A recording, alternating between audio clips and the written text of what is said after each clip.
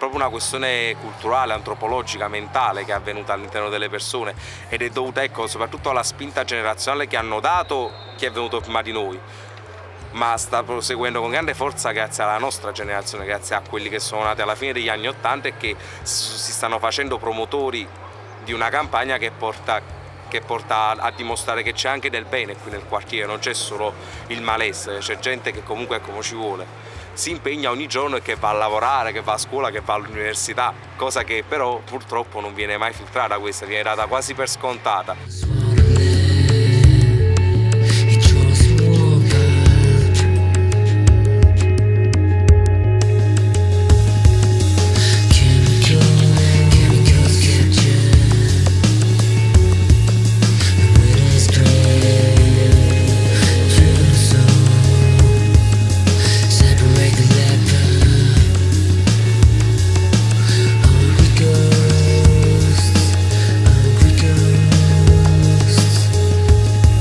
A un certo momento dei cittadini del luogo, di Scampia, del Parco Corto Maltese per l'appunto, hanno notato che le istituzioni purtroppo non davano risposta alle nostre esigenze di uno spazio attrezzato, un verde idoneo, e ci siamo rimboccati le maniche, come diciamo sul nostro sito, e abbiamo incominciato a lavorare noi.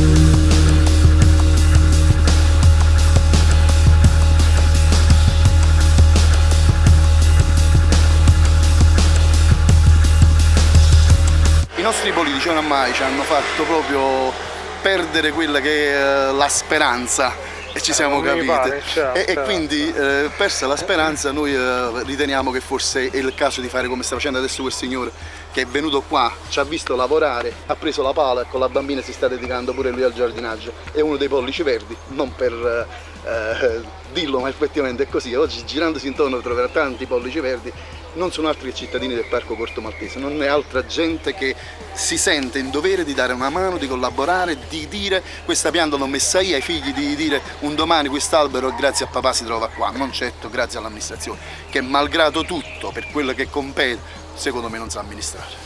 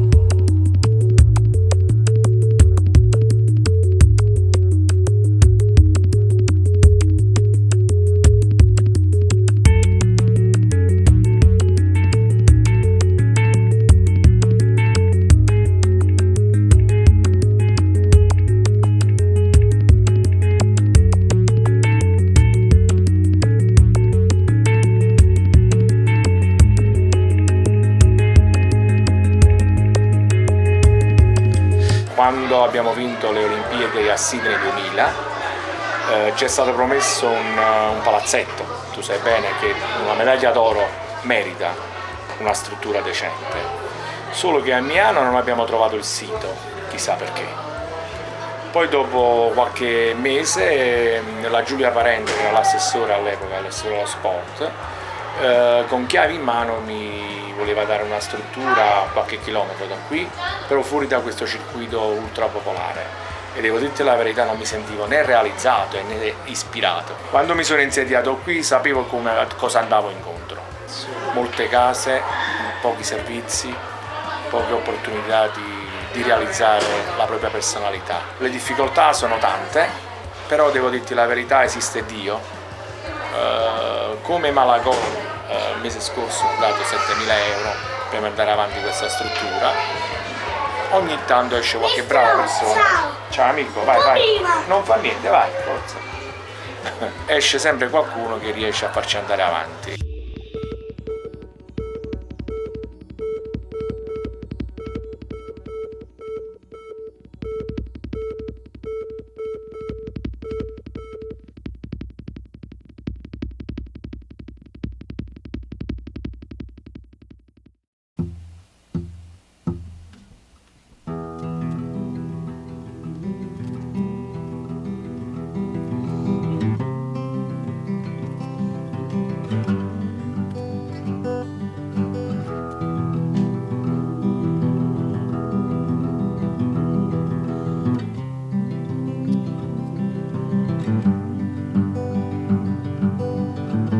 questo dove ci troviamo si chiama Centro Hurtado ed è nato nel 2006, nel momento in cui il Comune di Napoli ha deciso di donare questa struttura, queste mura a noi, quindi a un'associazione di volontariato che si chiama Aquas e a una cooperativa sociale che si chiama La Roccia.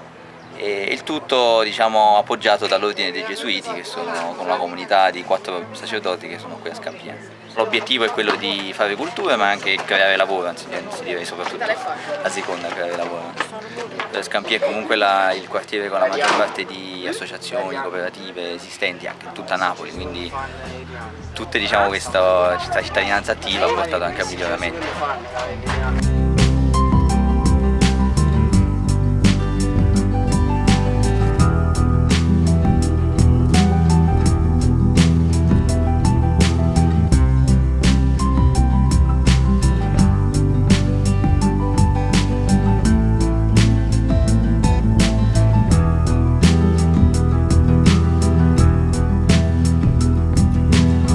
Mai troppo, ma riceviamo tanto, quello che non ci rendiamo conto noi anziani.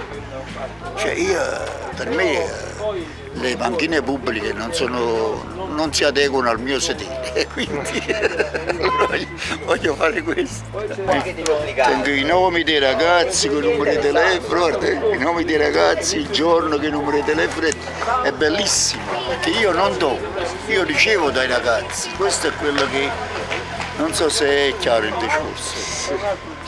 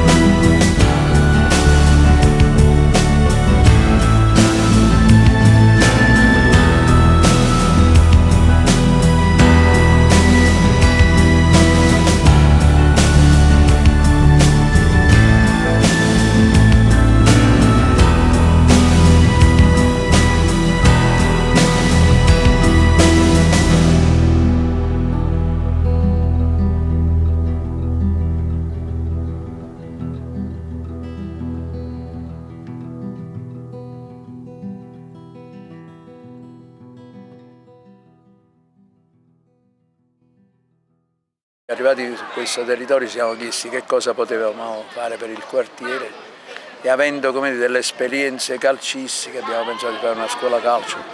Questo è un luogo dove le persone stanno bene, i ragazzi giocano tranquillamente, possono crescere in maniera adeguata a quella che è la loro età, quindi fare un'attività positiva per loro, per i genitori che vengono a vedere gli allenamenti, le partite, si trattengono qui. È diventato un luogo dove si socializza, dove si sta bene, dove magari uno, anche se non ha il figlio che gioca, viene a prendere un caffè. Questo è un quartiere poi tutto sommato che viene letto in maniera sbagliata dalla città e non solo. C'è un messaggio mediatico distorto che arriva al resto dell'Italia, di problemi che nessuno vuole negare perché sono reali e che esistono. Però c'è anche un'altra faccia di Scampia che credo e spero che voi vogliate mettere in evidenza, che è la faccia pulita delle persone per bene che si impegnano per dare un'opportunità ai propri figli, per cercare di fare qualche cosa e dimostrare che a Scampia non c'è solo quello che si legge sui giornali, ma anche tante persone per bene che si impegnano.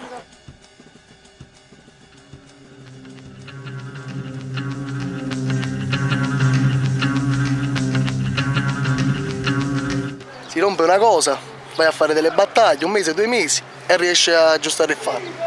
Un progetto a lungo termine non si può fare perché infatti il campo giuridicamente risulta inagibile e tra permessi e permessini si riesce a giocare e portare avanti il calcio a Scampia.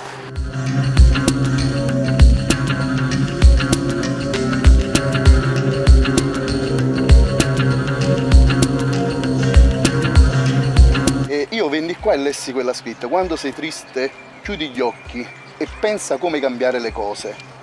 Quando li riapri, inizi a cambiarle. Da quel momento ho deciso, la gente sono 5.000 persone, io sarò solo, loro sporcheranno, io pulirò, incominciamo a fare qualcosa.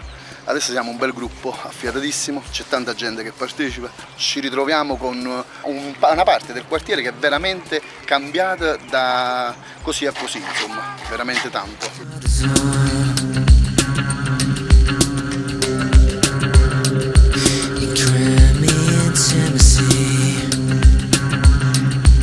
Ci hanno buttato fuori! Ci manderà la corrente! Io no, ma ci manderà la corrente! Ci hanno buttato fuori da Piazza Telematica, quella bella struttura per i giovani di Scampia. Noi abbiamo fatto un po' di casino, quindi diciamo siamo risultate un pochino antipatiche. Abbiamo chiamato tutti i telegiornali, tutte le radio, i giornali, le redazioni. Una volta mi hanno pure detto: se veramente tu sei di Scampia e esisti lì, io sono un giornalista, mi devi mandare la carta d'identità perché ho paura.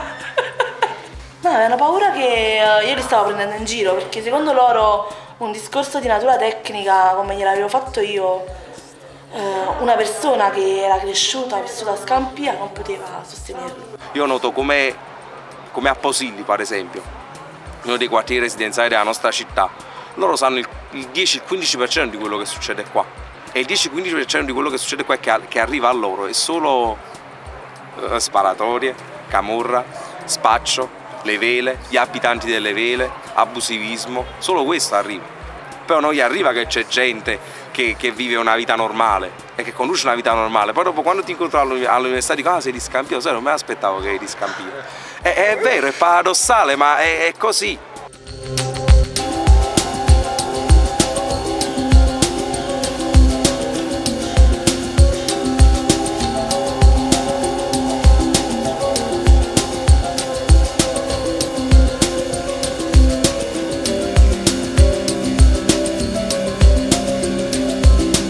Sostengo il movimento Save the Vinyl perché penso che l'umanità stia attraversando un periodo rivoluzionario, come è stato il momento della rivoluzione industriale. Adesso ci sta l'era digitale.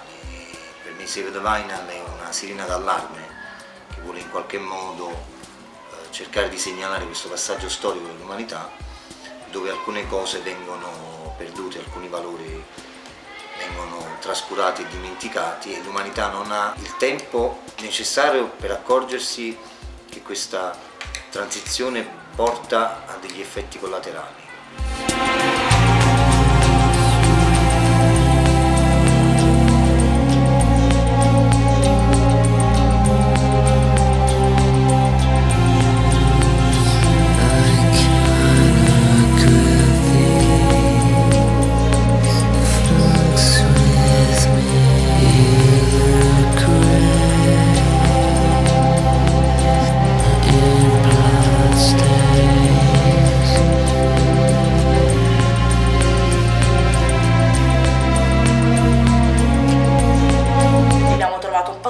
È anche una soddisfazione, e soprattutto spero sia un esempio per chi vive comunque qua e magari può essere soggetto al luogo comune ed essere un po', come dire, scoraggiato ad aprire un'attività o a mettersi in gioco proprio qui su questo territorio dove da sempre si dice che ci sia solo del male. Invece no, ragazzi, qua si può lavorare, è una zona giovane, con imprenditori giovani, speriamo proprio bene. Però credo che, come si dice, gli assenti hanno sempre torto, quindi se non ci siamo, dopo non dobbiamo lamentarci.